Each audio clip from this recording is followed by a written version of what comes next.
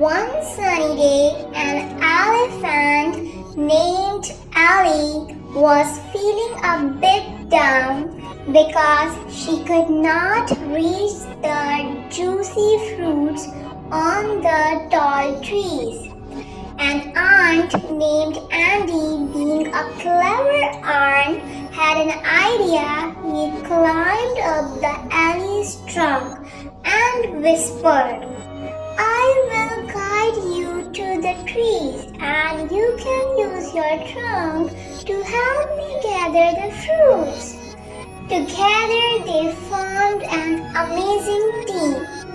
Ali lifted Andy up and he collected the fruits for both of them to enjoy.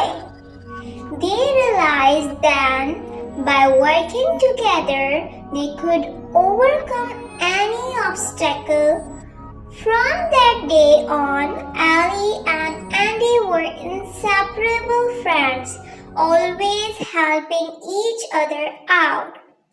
So, dear children, the moral of this story is that teamwork and cooperation can help us overcome challenges.